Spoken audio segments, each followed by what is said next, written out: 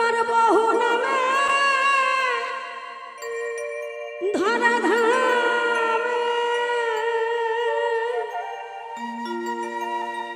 কত রকমে ডাকি তোমায় দেখি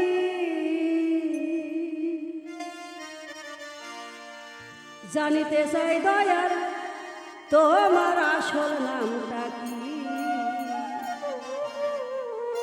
জানিতে চাই দয়ার তোমার আসল নামটা কি ভগবানের একটা আসল নাম আছে কি বাবা আছে না কৃষ্ণের শতনামে দেখবেন 108টা নাম বলে 108টা নাম কিন্তু বাবা আধার কার্ডে থাকবে না কি বাবা থাকবে রাম শ্যাম যদু মধু যত নামই থাকুক না কেন ওই আধার কার্ডে ভোটার লিস্টে ভোটার তালিকায় দেখবেন ওই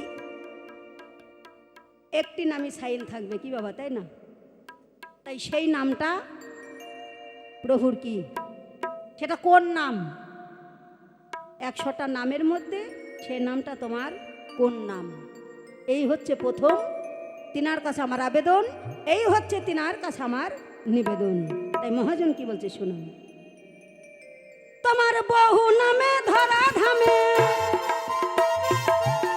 তোমার বহু নামে ধরা ধামে কত রকমে ডাকি তোমায় দেখি জানিতে চাই দয়াল তোমার আসল নামটা কি জানিতে চাই দয়াল তোমার আসল নামটা কি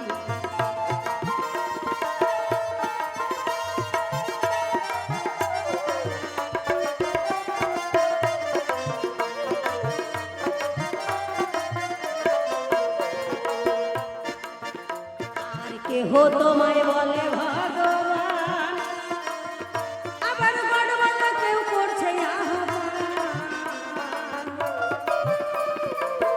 কত সুন্দর কথা বলছে বাবা কেহ তোমায় বলে ভগবান গড বলে কেউ করছে আহ্বান কেউ কোথা কেউ নির্মদা কেউ কয় পাখি গাইলাম জনম ভরে মুখস্থ গান এই মুখ বলা কি আকা জানিতে চাই দয়াল তোমার আসল নামটা কত সুন্দর কথা বলছে কেহ তোমায় বলে ভগবান আবার গড বলে কেউ করছে আহ্বান কেউ খোদা কেউ মুদা কেউ কয় পাতে আনে রে কেউ কয় পাতে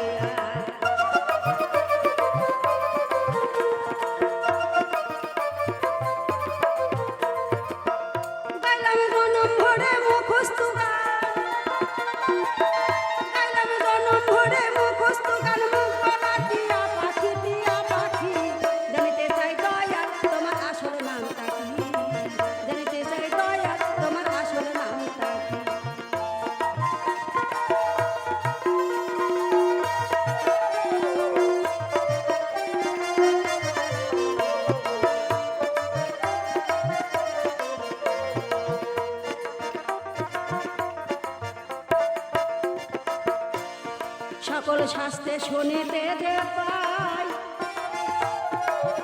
দয়াল তোমার নাকি পিতা মাতা না বলো নামকরণ কে করেছে বসে ভাবে তাই রে বসে ভাবে তাই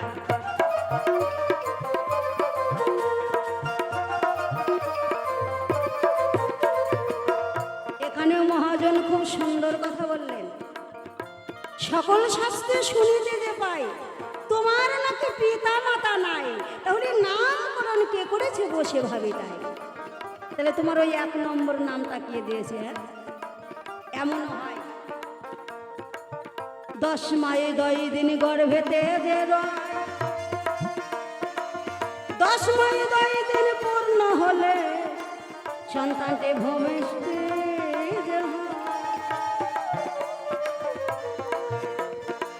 ভূমিষ্ঠে হলে পারে আত্মীয় স্বজন বন্ধু বান্ধব নামকরণ দেয়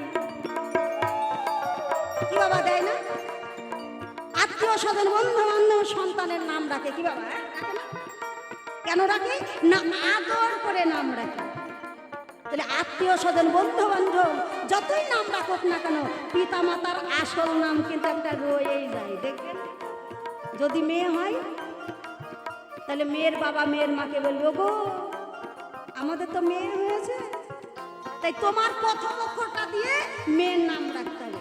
আর যদি ছেলে হয় তাহলে ছেলের মা ছেলের বাবাকে বলবে, ওগো আমাদের তো ছেলে হয়েছে, তাহলে প্রথম অক্ষরটা তোমার দিয়ে ছেলের নাম হবে, কি তাই না? তাহলে এখানে মহাজন বললেন তোমার নাকি পিতা মাতা নাই, তাহলে নামকরণ কে করেছে বসে ভাবি তাই। তোমার যদি পিতা মাতাই না থাকে তাহলে তোমার ওই 1 নম্বর নামটা কে রেখেছে? এই জায়গায় তোমার কাছে আমার একটু জানবার বাসনা। সকল শাস্ত্রে শুনিতে পাই দয়াল তোমার নাকি পিতা মাতা না, বলো নামকরণ কে করেছে বসে ভাবি তাই রে, বসে ভাবি তাই।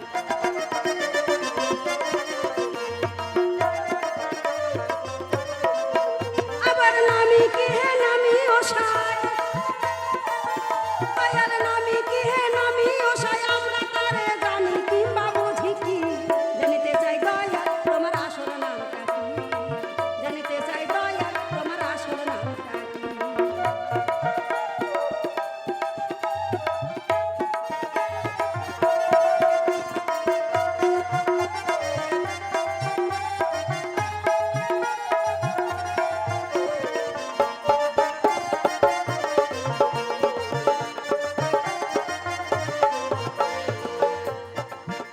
আর কেহ পিতা কেহ পুত্র কয়, আবার বন্ধু বলে দিচ্ছে পরিচয়, তুমি সকলের সকল আশা কারো কিছু নয় রে, কারো কিছু নয়।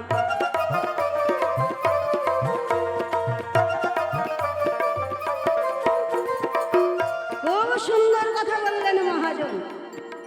কেহ পিতা কেহ পুত্র কয়, আবার বন্ধু বলে দিচ্ছে পরিচয়, তুমি সকলের সকল আশা, আবার তুমি কারো কিছু নয়। কারণটা কি? এই জায়গায় তোমার কাছে আমার একটু জানবার বাসনা থাকে। দেখবেন কৃষ্ণের শতনামে 108টা নাম আছে বাবা, অর্থাৎ 108টা নামের মধ্যে কোনো জায়গায় ভগবান নাম লেখা নেই। তাহলে এই ভগবান নামটা তুমি কোথায় পেয়েছো? এত সুন্দর নাম ভগবান, তাহলে এত সুন্দর টাইটেল, এত সুন্দর নাম, এটা তুমি কোথায় পেয়েছো? তাই মহাজন কি বলছে, কেহ পিতা কেহ পুত্র কয়, আবার বন্ধু বলে দিচ্ছে পরিচয়, তুমি সকলের সকল আশা কারো কিছু নয় রে, কারো কিছু নয়।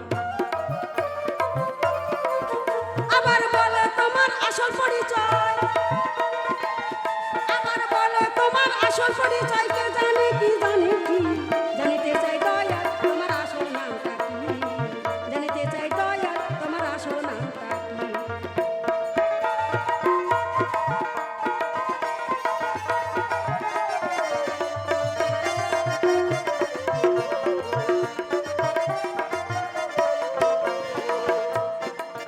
পাগল বিজয় বলে আমি মনের কথা গো,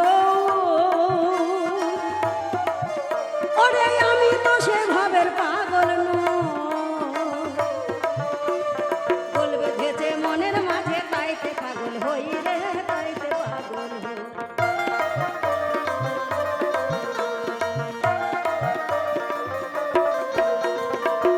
কত সুন্দর কথা মহাজন বললেন। পাগল বিজয় বলে আমি মনের কথা কই, আমি তো সেই ভবের পাগল নই, গোল বেঁধেছে আমার মনের মাঝে, আমি তাইতে পাগল হই। প্রত্যেকের ক্ষেত্রে কিন্তু তাই হয়, এই মনের মাঝে যখন গোল বেঁধে যায় মানুষ তখন পাগল হয়ে যায়।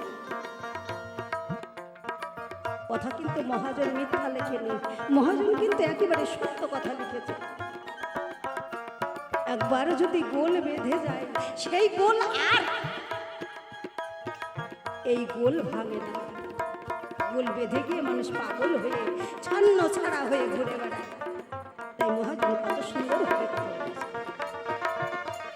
সত্যতে তা দাপর কলি যুগে যুগে এসেছো হরি, সত্যতে তাক দাপড় বলি যুগে যুগে তুমি এসেছো হরি। কি তুমি কার জন্য এসেছো? মহাজন বললেন জীবের নিস্তার লাগে নন্দ সুত হরি, ভুবনী প্রকাশ হলেন গুরুর উপধরি।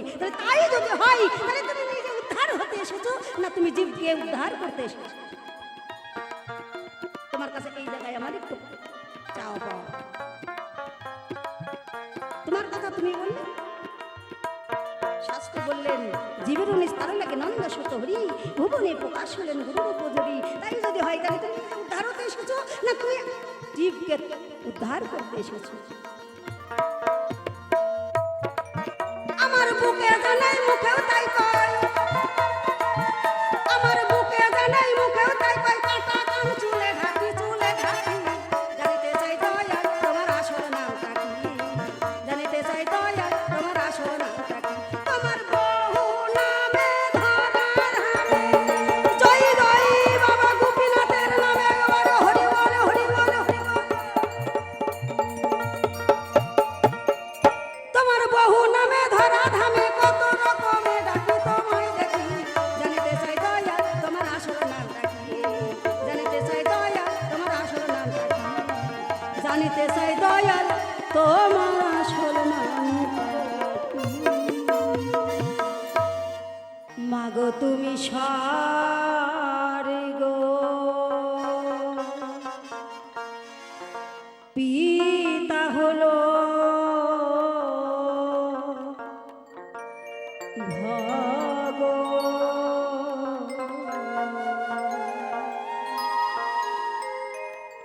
মাগো তোমাদের দয়াতে আমি এলাম এ ধরাতে,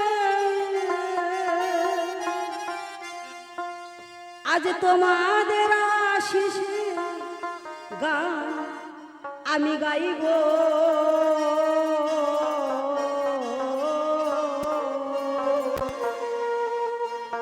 মাগো তুমি স্বর্গ পিতা হলো ভগবান, মাগো তুমি স্বর্গ পিতা হলো ভগবান।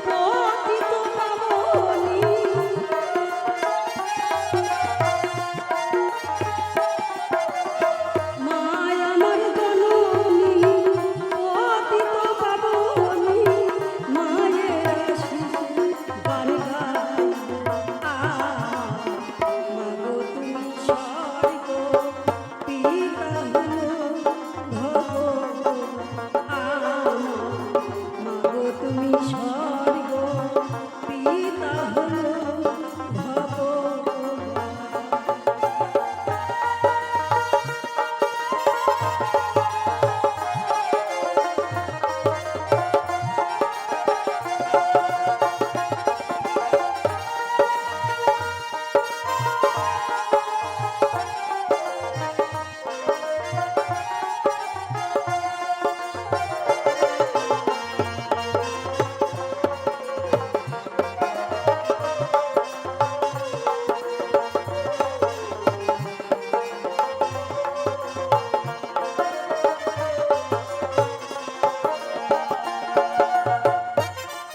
আমার পিতা মাতা শ্রেষ্ঠ দেবতা,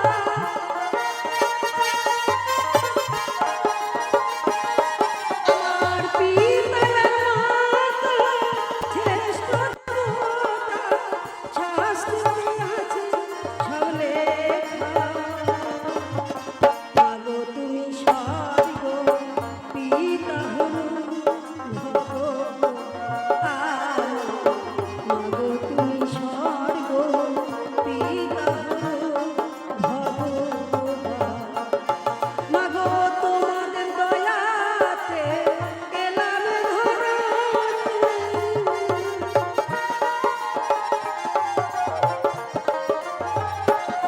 মাগো তোমাদের দয়াতে এলাম ধরাতে, তোমাদের আশিস গান গাইব।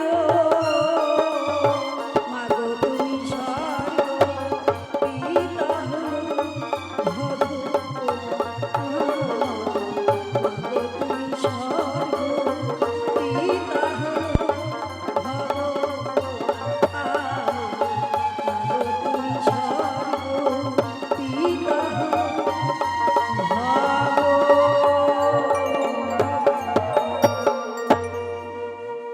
তুমি বাঞ্ছা কল্পতরু, তুমি বাঞ্ছা পূর্ণ করো না। তুমি বাঞ্ছা কল্পতরু, আমি বাঞ্ছা করি চরণে পাবো। আমি বাঞ্ছা করি চরণে পাবো, আমার কর্মফল তো রবে না। তুমি বাঞ্ছা কল্পতরু, বাঞ্ছা পূর্ণ করো না। তুমি বাঞ্ছা কল্পতরু। জয় জয় নিতাই গৌর হরি বল, হরি বল, হরি বল।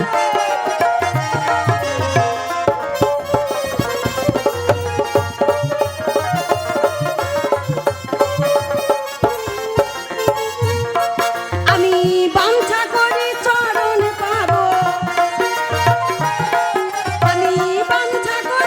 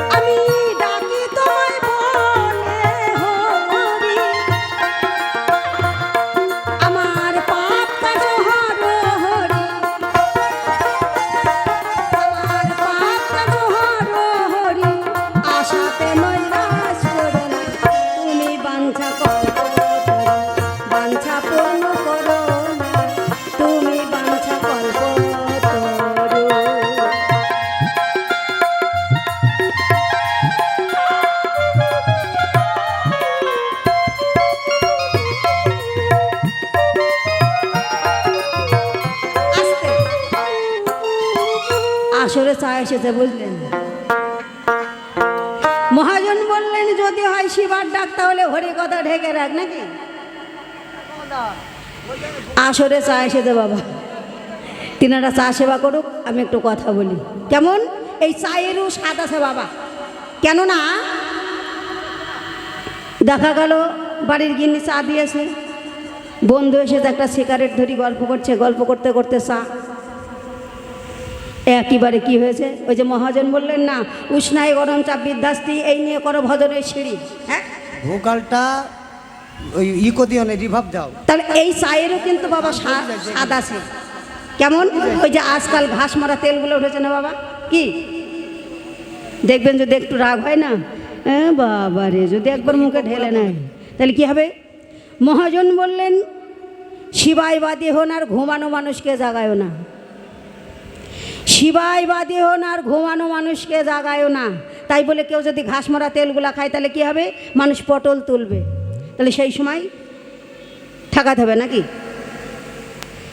মহাজন বললেন ঘুমানো মানুষকে জাগায়ও না। দেখা যাচ্ছে একজন ঘরে ঘুমিয়ে আছে আর ঘরে আগুন লেগে গেছে, তাহলে সেই সময় যদি না জাগানো যায় তাহলে কি হবে? মানুষটা একেবারে বেগুন পোড়া হয়ে যাবে, কি? তাহলে সেই সময় জাগাতে হবে নাকি বাবা? তাই তিনারা চা সেবা করছে। তো মহাজন বললেন বড় বাঞ্ছা মনে করি, ডাকি তোমায় বলে হরি, পাপ তাপ সব হর হরি, তুমি আমার আশায় নৈরাশ করো না। তুমি বাঞ্ছা কল্পতরু, তুমি বাঞ্ছা পূর্ণ করো না। তুমি বললে আমি বাঞ্ছা পূর্ণ করি, যে যাহা বাঞ্ছা করে পুরাই বাঞ্ছা সেইখানে, বাঞ্ছা কল্পতরু নাম আমার সকলেই জানে। তাহলে তুমি যদি বাঞ্ছা কল্পতরু হও, তুমি যদি বাঞ্ছা কল্পতরু হও, তুমি কি বাঞ্ছা পূর্ণ করো? তুমি কিন্তু বাঞ্ছা পূর্ণ করো না। কেননা তিনি মিথ্যা কথা বলে, জানেন? মিথ্যা কথা বলে ভগবান। কেন? যদি মিথ্যায় না বলতো তাহলে সত্যের পরে কি বাবা, একের পরে দুই হতো না কি? হ্যাঁ, দেখুন একের পরে দুই হয় না, না হলো না। কি হলো? একের পরে তিন আসলো, কি? সত্য, ত্রেতা, দাপর, কলি। তাহলে এটা তুমি এটা করেছো, কেন করেছো? আবার তুমি যে ভক্ত হনুমানের কথা বলে গিয়েছো, এই হনুমান দেবীদয়ে কি করেছিল? কৃষ্ণ ভক্ত অর্জুনের সঙ্গে তর্ক যুদ্ধ করেছিল। হনুমান বলছে আমি বড়, কৃষ্ণ ভক্ত অর্জুন বলছে আমি বড়। কৃষ্ণ ভক্ত অর্জুন হনুমানকে বলেছিল তুমি কিসে বড়? তাহলে প্রমাণ দিতে হবে। কেমন করে? না, আমি গুনে থেকে একটা বান বার করে আমি সেতু বানিয়ে দেব, এই সেতুর উপর দিয়ে তুমি যদি ওপারে যেতে পারো তবেই আমি তোমাকে বড় বলে মানব। হনুমান বলল তথাস্তু। সঙ্গে সঙ্গে অর্জুন বান দিয়ে একটা সেতু বানিয়ে দিল। আর তিনি কি করলো? হনুমান যখন জয় রাম বলে এক পদ তুলেছে সেতুর উপরে, আর মস মস করে ভেঙে দেবীদয়ে ভেঙে যাচ্ছে। হনুমান মনে মনে চিন্তা করলো সর্বনাশ, এই দেবীদয়ের জল তো লাল বর্ণ ছিল না আমি যখন এসেছিলাম, লাল বর্ণ হলো কারণটা কি? আবার জয়রাম বলে যখন পদটা নামিয়ে নিয়েছে, আর সঙ্গে সঙ্গে ওই কচ্ছপ মূর্তি ফেলে দিয়ে কৃষ্ণ মূর্তি এসে দাঁড়িয়ে হনুমানকে বলছে হনুমান আমি তোমার প্রভু। বলছে তুমি আমার প্রভু হতে পারো না, তুমি আমার প্রভু হতে পারো না। বলছে কেন? বলছে আমার প্রভুর কাছে থাকে বাঁশি, আর তোমার আমার প্রভুর হাতে থাকে তীর আর ধনুক, আর তোমার হাতে আছে বাঁশি, তুমি আমার প্রভু হতে পারো না। বলছে আমি যদি সেই রূপ দেখাতে পারি, বলছে আমি তোমাকে প্রভু বলে মানতেও পারি। তাই সঙ্গে সঙ্গে রাম সীতার মূর্তি দেখিয়েছিল হনুমানকে। তাই হনুমান ভক্তি করে বলেছিল প্রভু গো আমি কি কোনো অপরাধ করেছি? প্রভু বলেছিল না হনুমান, তুমি কোনো ভুল করনি, তুমি গুরু ছেড়ে গোবিন্দ ভজনী। তাহলে গুরু ছেড়ে যে গোবিন্দ ভজনী, এই হনুমান রাম ভক্ত হনুমান, রাম ছাড়া সে কিছুই চিনত না। তাহলে তার তুমি বাক্য বন্ধ করলে কারণটা কি? কি এই হনুমান থাকে কোথায়? গাছে। আর তুমি থাকো কোথায়? তুমি সোনার রাজত্বই। তুমি থাকো কোথায়? সোনার পালঙ্কই ঘুমাও। তাহলে ভক্ত হনুমান তোমাকে বুকে করে নিয়ে তার বাস হলো গাছে, আর তুমি থাকো সোনার সিংহাসনে। তাহলে তোমার ঘুম আসে কি করে প্রভু? হ্যাঁ, তোমার ঘুম আসে কি করে? তাহলে হনুমানকে এটাই করেছিল, এই বাঞ্ছা করেছিল যে তুমি আমাকে বাক্য বন্ধ করে দাও, তুমি আমাকে ঘর দিও না, তুমি আমাকে গাছে গাছেই রেখে দিও। হে ভগবান, তাহলে তোমার এই বিচার। আর তুমি বললে যে যাহা, যে যা বলে তুমি আমাকে স্মরণ করবা, সেখানে তুমি সেটাই পাবা। তুমি যদি কালী মনে করে আমার সাধনা করো, তাহলে আমাকেই পাবা। তুমি যদি শিব মনে করে আমার সাধনা করো, তুমি তাকেই পাবা। তাহলে আমি আজ মনে হয় 2 যুগ পার হয়ে আমি তোমার সাধনাই করছি, কই? তাহলে এত বড় শাস্তি আমার হচ্ছে কারণটা কি? তোমার কাছে এই জায়গায় আমার জিজ্ঞেস থাকলো। আমি তোমাকে শিবও মনে করিনি, আমি তোমাকে পাথরও মনে করিনি, আমি তোমাকে ভগবান রূপে সাধনা করে এসেছি। তাহলে আমার ভাগ্যে এই দশা হলো, কারণটা কি? এই জায়গায় তোমার কাছে আমার জিজ্ঞেস থাকলো।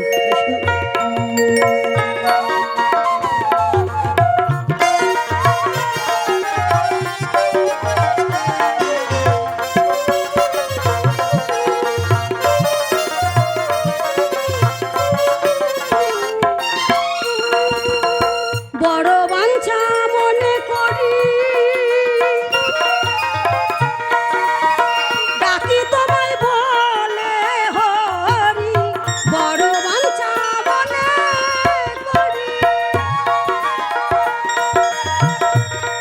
আমি ডাকি তোমায় বলে হরি,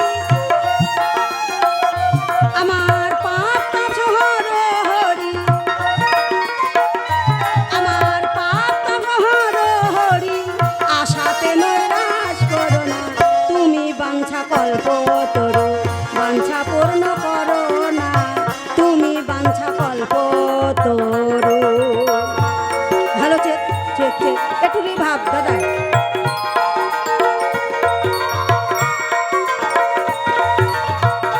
জয় জয় বাবা গোপীনাথের নামে বাবার হরি বল, হরি বল, হরি বল।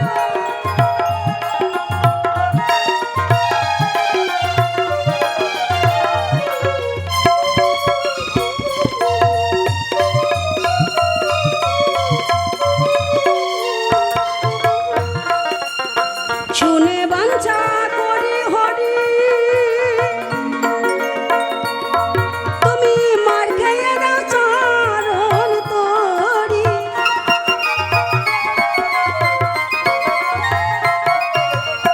শুনে বাঞ্ছা করি হরি, তুমি মার খেয়ে দাও চরণ তোরি, আবার জগাই মাধাই 2 ভাইয়েরি,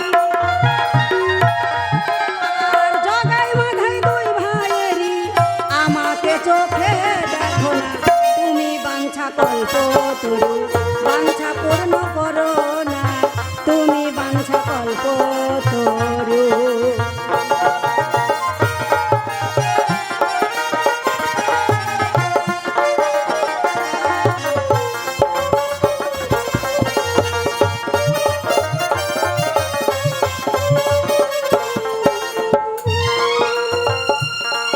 মহাজন কত সুন্দর কথা বলেছে বাবা। শুনে বাঞ্ছা করি হরি, তুমি মার খেয়ে দাও চরণ তরি, জগাই মাধায় 2 ভাইরি, তুমি আমাকে চোখে দেখো না। হ্যাঁ? জগাই মাধায় দস্যু ছিল বাবা,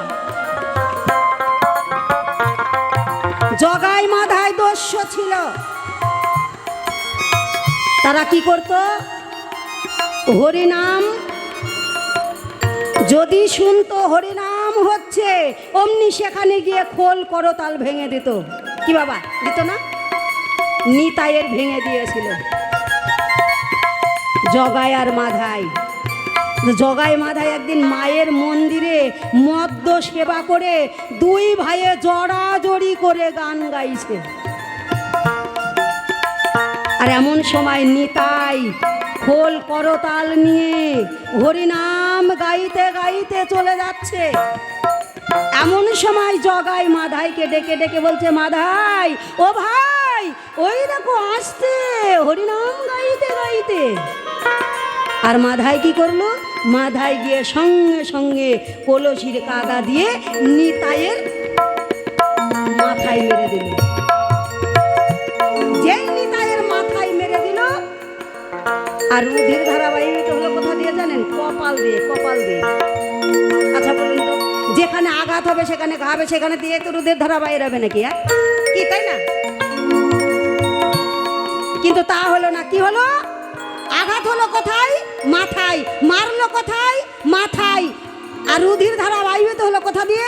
কপাল দিয়ে। কারণটা কি? আরে এত কিছু থাকতে ওই কলসির কাদা দিয়ে, আর তাকে তুমি কি করলে? উদ্ধার করলে। তাকে তুমি উদ্ধার করলে। তোমার কলিযুগে চক্র ধরার কথা ছিল না, তুমি কলিযুগে চক্র ধরেছ। কারণটা কি? কেন ধরেছ? এবং তুমি জগাই মাধাইকে মার খেয়ে দয়া করেছো, আর আমি তোমাকে মারতে পারিনি বলে তাই তুমি আমাকে উদ্ধার করো না, নাকি? কি বাবা দেখবেন, এই যুগে যে মারতে পারবে তাকে উদ্ধার করবে, যে মারতে পারবে না তাকে উদ্ধার করবে না।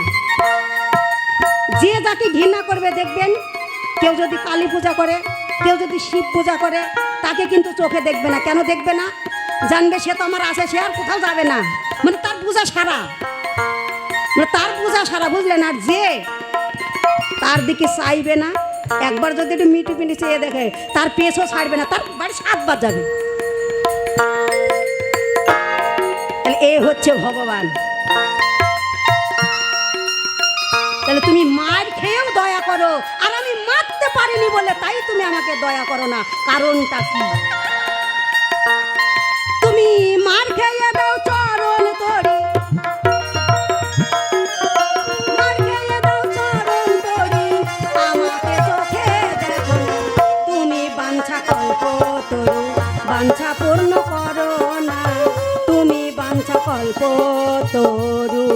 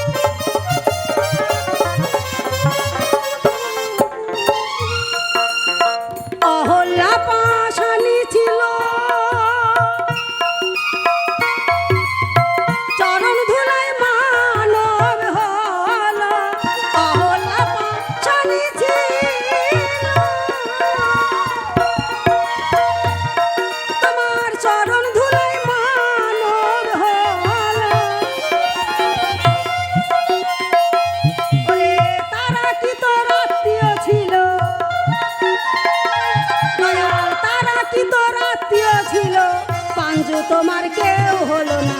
তুমি বাঞ্ছা কল্প তরু, বাঞ্ছা পূর্ণ করো না। তুমি বাঞ্ছা কল্প তরু।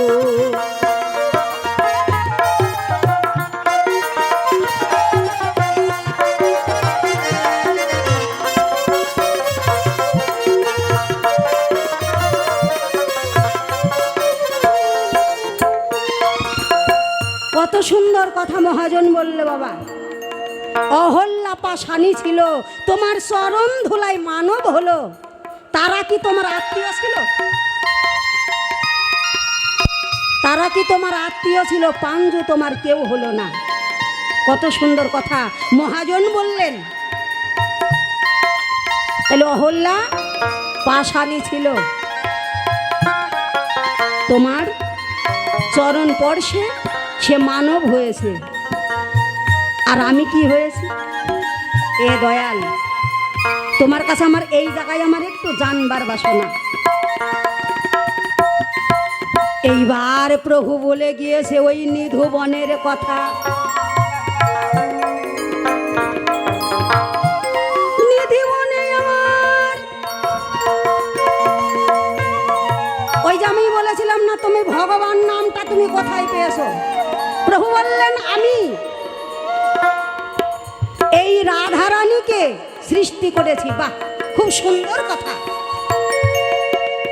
তিনি একা একা ছিল বাবা, ভালো লাগছিল না, তাই আমার রাধারানীকে সৃষ্টি করেছেন। কখন?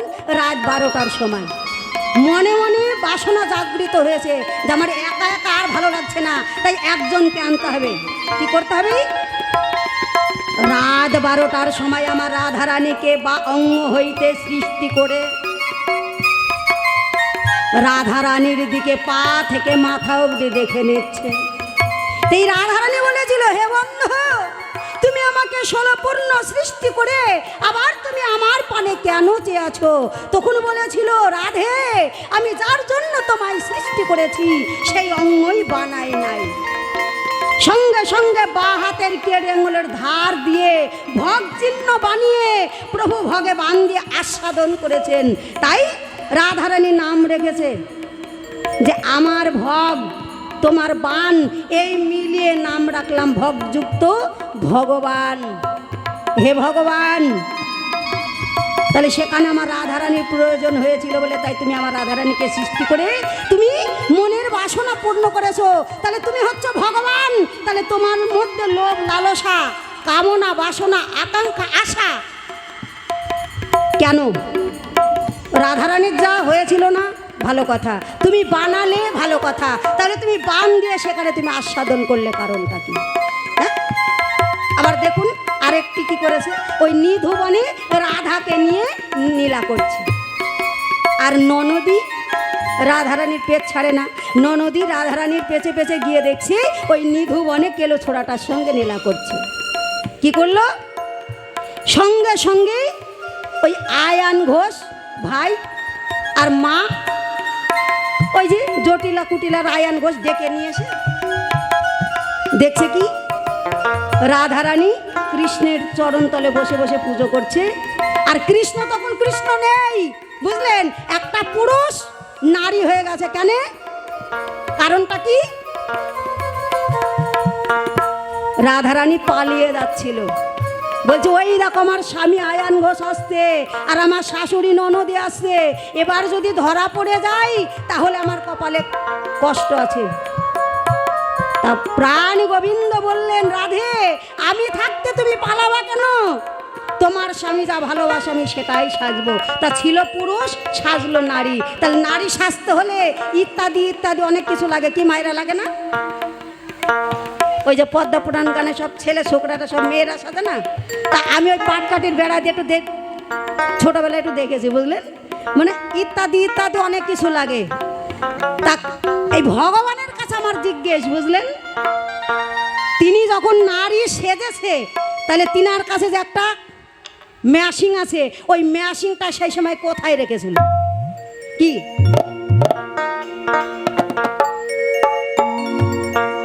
ভগবান তিনি নারী সাজলো, একবারে কালী সাজলো, বুঝলেন?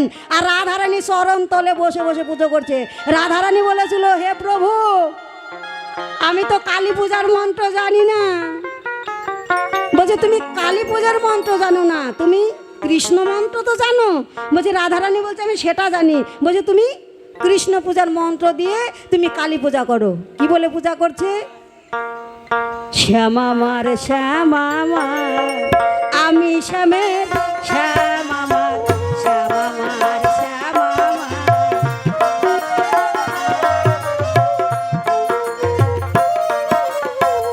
আমি শ্যামের শ্যামা মার, শ্যামা মার শ্যামা মার।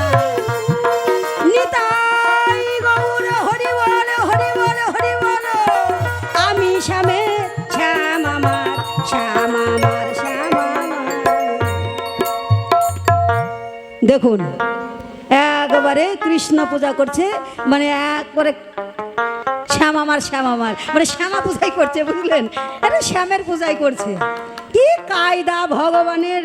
তাই ব্যাসদেব বলেছিল, তোমার নীলা যদি আর একটু ধরতে পারতাম তাহলে তোমার নামে আর একটা গ্রন্থ আমি রচনা করতাম। এর নীলা বোঝা ভার, বুঝলেন? ভগবানের নীলা বুঝে কোন। আর বললাম না, ওইটুকা থাকলো। অহল্যা পাশানি ছিল,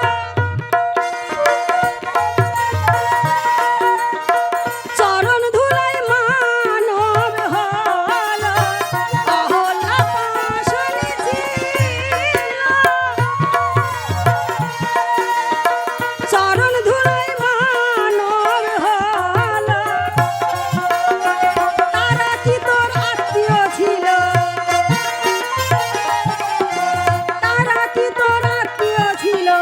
পাঞ্জু তোমার কেউ হলো না, তুমি বাঞ্ছা কল্প তরু বাঞ্ছা পূর্ণ করো না, তুমি বাঞ্ছা কল্প তরু। আমি বাঞ্ছা করি চরণ পাব, আমি বাঞ্ছা করি চরণ পাব, কর্মফল তো রবে না, তুমি বাঞ্ছা কল্প তরু বাঞ্ছা পূর্ণ করো না, তুমি বাঞ্ছা কল্প তরু বাঞ্ছা পূর্ণ করো না, তুমি বাঞ্ছা কল্প তরু। তো গাইছে একটি বিশেষ গান শুনুন।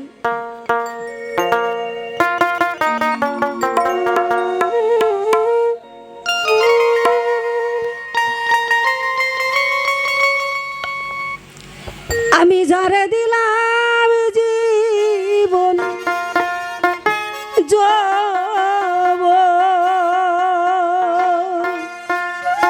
ওরে সখী, আমি তারে হারাইছি।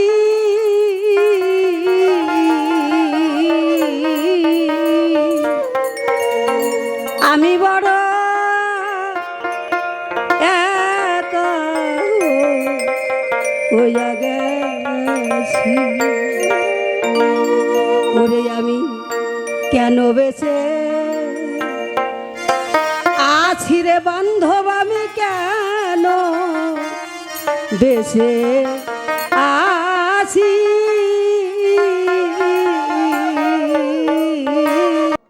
ভালোবাসার মানুষ আমি,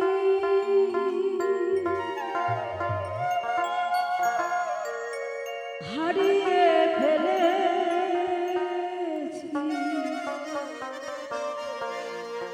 আজ আমি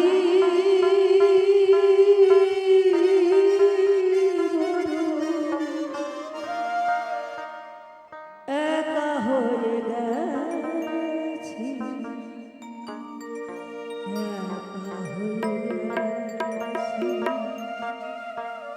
ভালোবাসার মানুষ আমি হারিয়ে ফেলেছি।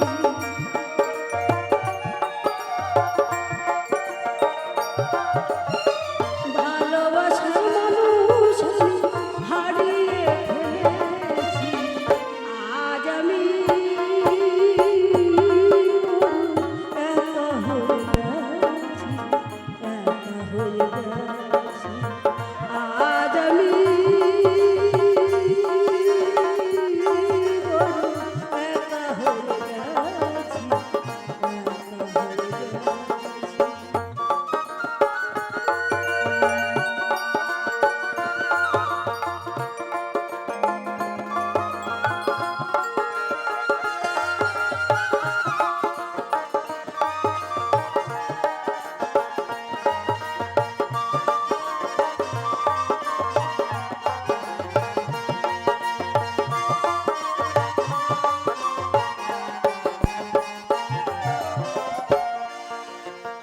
যৌবনে যারে আমি করেছিলাম সাথী, দুইজনে করেছিলাম মধুর পিরিতি।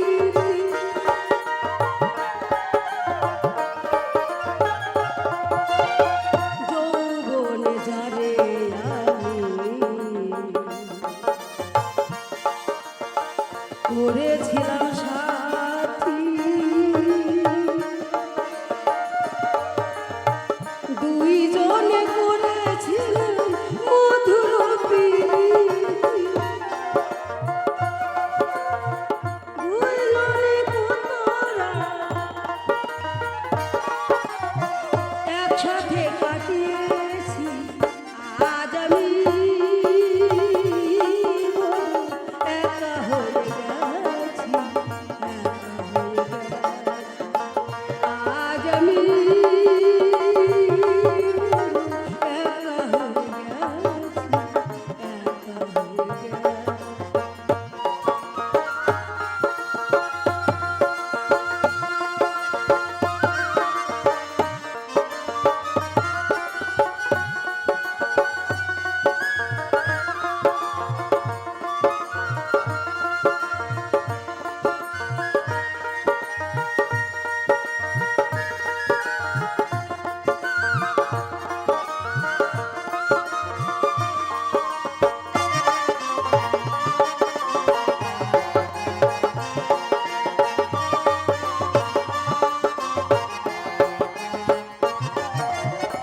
হঠাৎ করে চলে গেছে সে যে বহু দূরে, সেখান থেকে কেউ কোনোদিন আর আসে না ফিরে।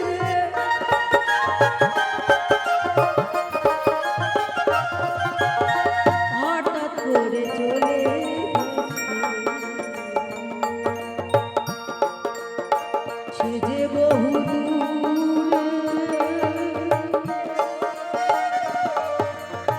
সেখান থেকে কেউ কোনোদিন আর আসে না ফিরে। আমার দেখার কেউ রইল না, আমার দেখার কেউ রইল না, আমি কেমন আছি। আজ আমি একা হয়ে গেছি, একা হয়ে গেছি। আজ আমি একা হয়ে গেছি, একা হয়ে গেছি।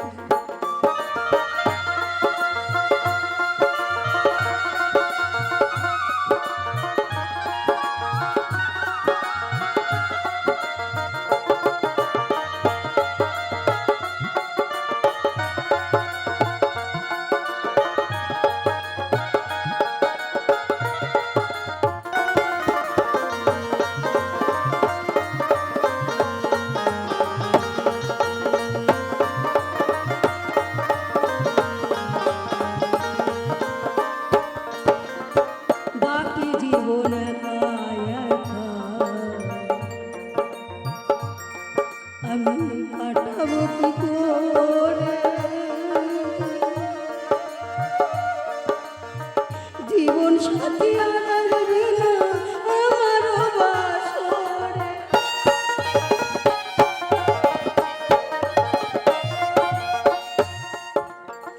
বাকি জীবন একা একা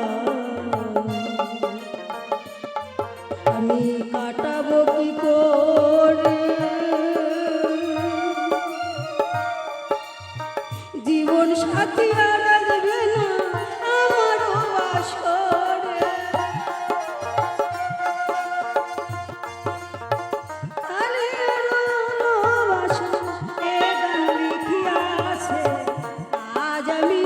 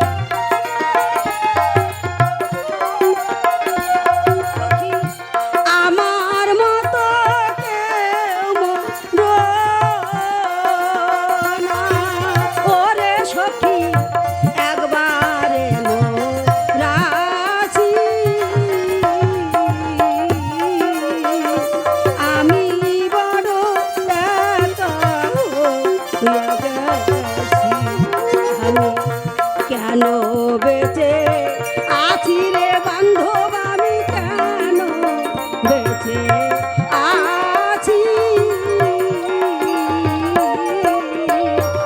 আমি বড় একা হইয়া গেছি।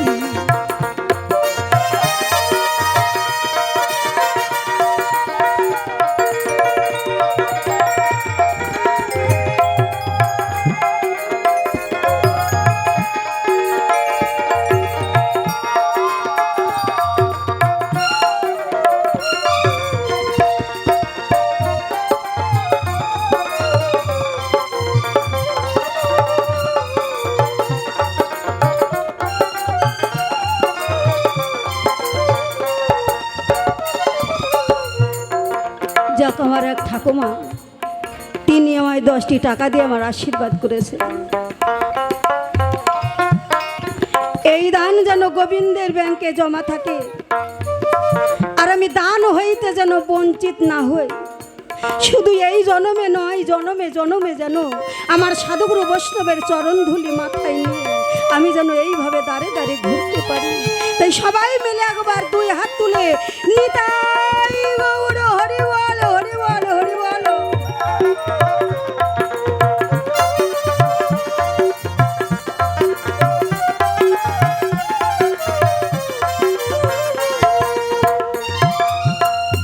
মনে বড় আশা ছিল প্রাণ বন্ধুরে লয়া, সুখের ঘর বানিয়া রাখবো আমি সুখের নন্দিয়া।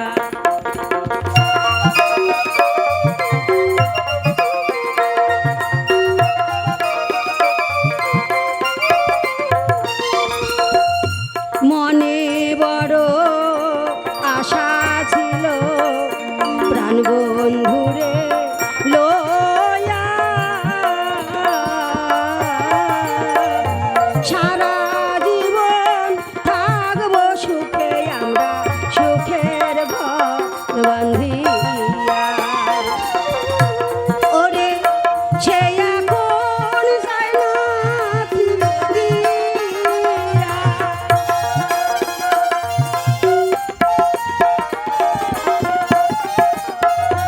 ওরে সে এখন চায় না ফিরিয়া। ওরে আমি এমন কি করাছি, আমি বড় একা হইয়া গেছি।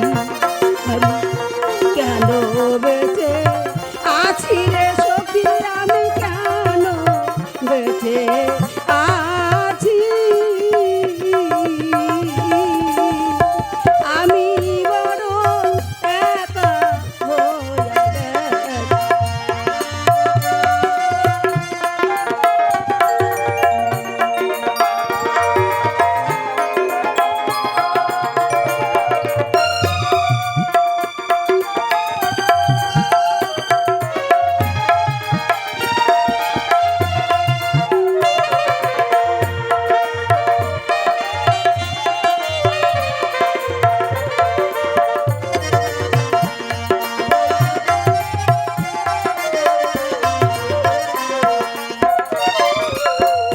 কোথায় আছো, কেমন আছো বন্ধু, কোন দেশে কার ঘরে?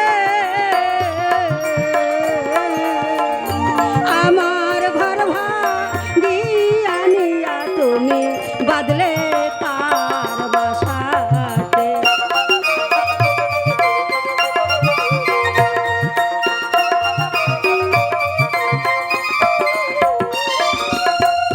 কোথায় আছো, কেমন আছো বন্ধু, কোন দেশে কার ঘরে? আমার ঘর ভাঙিয়া নিয়া তুমি বাদলে কার বাসাতে। সে এখন চায় না ফিরিয়া,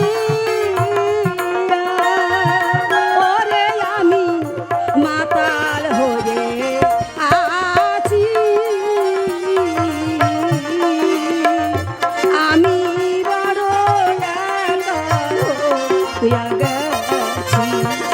আমি কেন বেঁচে আছি রে বান্ধব, আমি কেন বেঁচে আছি। আমি বড় একা হইয়া গেছি।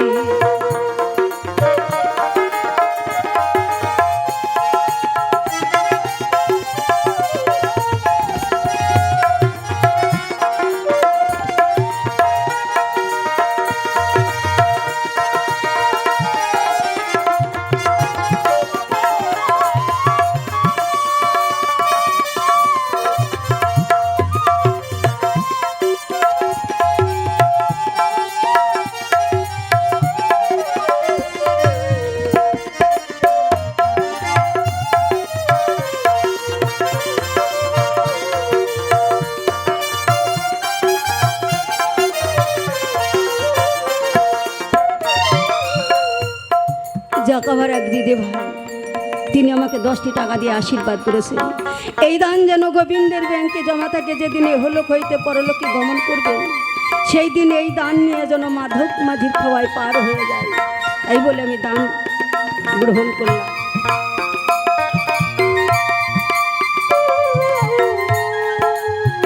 বাংলাদেশের যে একটি একটি করে শিল্পী আছে না, তারা হচ্ছে বড় বড় মহাজন। তারা জায়গায় বসে বসে বিচ্ছেদ গানগুলো রচনা করে। তাদের হৃদয়টা ভেঙে যখন টুকরো টুকরো হয়ে যায়, তখন এই বিচ্ছেদ গানগুনা বসে বসে বড় বড় মহাজন জায়গায় বসে গানগুনা রচনা করে ফেলে। আমি যারে দিলাম জীবন যৌবন, আমি তারেই হারাইছি। আমি কেন বেঁচে আছি?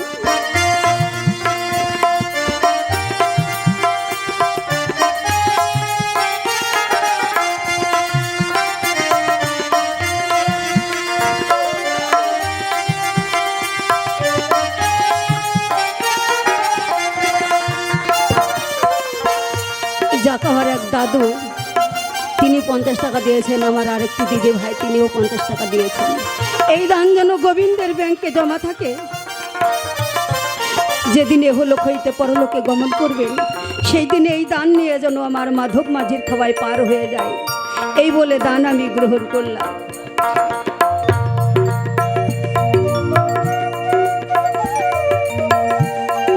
কত সুন্দর কথা বললেন মহাজন। মনে বড় আশা ছিল আমার প্রাণ বন্ধুরে নিয়ে, আমার বন্ধুরে নিয়ে আমি থাকবো সারা জীবন সুখের ঘর ভাঙিয়ে। মহাজন কি বললেন, সে এখন চায় না আমাকে। আমি এমন কি করে আছি যে সে এখন আর আমাকে ফিরেও একবার চেয়ে দেখে না। তাই মোমের মধ্যে যে সুতো থাকে, এই সুতো একদিন মোমকে ডেকে ডেকে বলছে, ওরে মোম, আমাকে যখন মানুষে জ্বালিয়ে দেয়,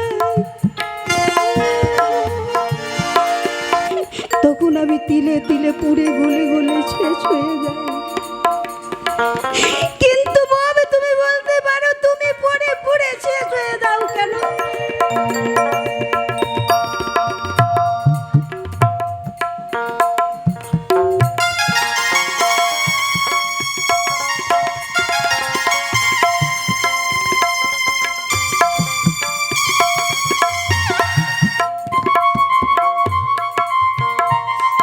মোম সুতোকে ডেকে বলেছে, ওরে সুতো,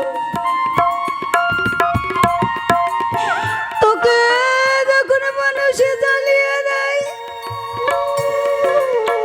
তুই যখন একটু একটু পুড়ে পুড়ে শেষ হয়ে যাস, তুই কি জানিস বন্ধু সুতো, আমি যে তোকে আমি বুকের মধ্যে করে রেখেছি জানি, তোকে আমি বুকে করে রেখেছি, এই বুকের মানুষটা যদি পুড়ে পুড়ে গলে শেষ হয়ে যায়, আমি কি আর তোর তাপে থাকতে পারি বন্ধু? আমিও তোর তাপে পুড়ে পুড়ে গলে গলে শেষ হয়ে যাই। নিতাই গৌর হরি বল, হরি বল, হরি বল।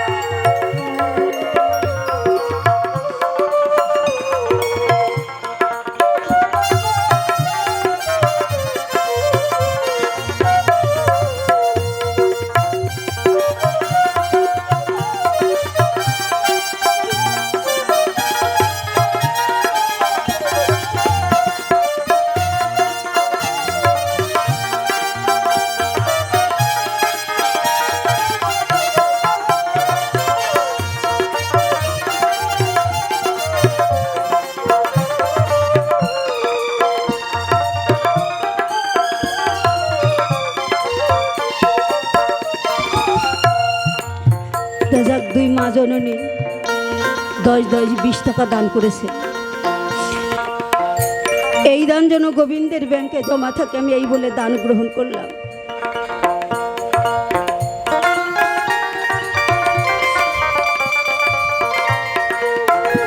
আমি মাতাল হয়ে আছি, আমি বড় একা হয়ে গেছি। কেন বেঁচে আছি রে বান্ধব, আমি কেন বেঁচে আছি? আমি বড় একা হয়ে গেছি। যারে দিলাম জীবন গো, ওরে সখী তারে হারাইছি। কেন বেঁচে আছি রে বান্ধব, আমি কেন বেঁচে আছি?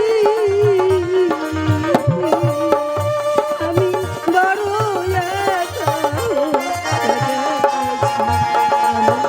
কেন বেঁচে আছি রে বান্ধব, আমি কেন বেঁচে আছি? আমি বড় একা হয়ে